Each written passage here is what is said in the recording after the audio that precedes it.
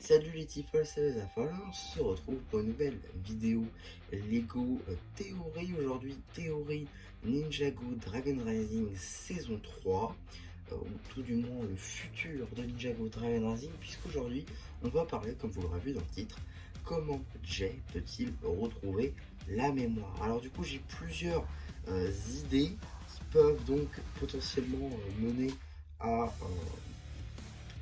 est-ce que Jay retrouve la mémoire, tout simplement.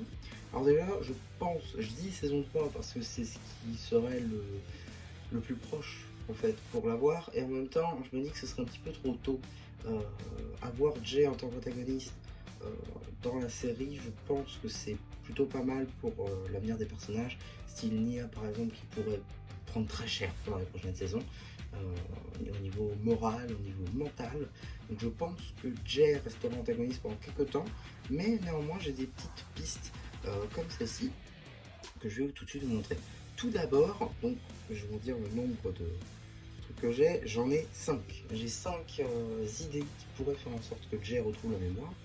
Tout d'abord, une qui a été émise dans un livre Ninjago, si vous avez vu passer la nouvelle, Jiro, le dragon de foudre, qu'on voit depuis le début de Ninjago Dragon Rising, qui est apparu pour la première fois, si je dis pas de bêtises, dans l'épisode 6, 7 ou 8, je sais plus. En tout cas, je sais qu'il apparaît vers la moitié de la partie 1 de Dragon Rising, donc il apparaît quand même assez tôt.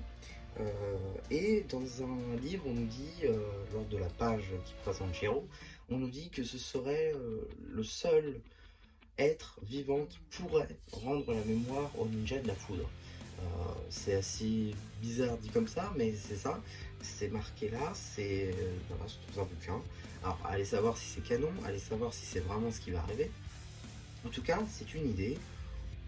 Personnellement, c'est pas celle que je préfère, mais pourquoi pas. On a ensuite le médaillon du yin et du yang. Donc évidemment le médaillon que lui offre Jay à Nya lors de la saison 10, donc juste pendant la bataille avec les Oni. Je pense très clairement qu'il peut lui aussi refaire surface, étant donné que Nya aura peut-être besoin de réconfort. Donc pourquoi pas avoir justement ce petit médaillon qui referait surface. Même si, pourquoi est-ce que ça lui rappellera forcément quelque chose là. Enfin bref, souci scénaristique encore à voir, mais globalement c'est des idées, après voilà. Ensuite nous avons Nadakan, ce qui serait le plus logique étant donné que ce serait un super moyen de faire revenir le personnage, non pas juste pour le faire revenir, mais vraiment pour qu'il y ait un intérêt dans l'histoire. Après à voir comment le faire revenir, mais en tout cas, voilà, pourquoi pas, il peut lui faire rappeler certaines choses, des petites paroles, tout simplement les souvenirs qu'ils ont partagés tous les deux.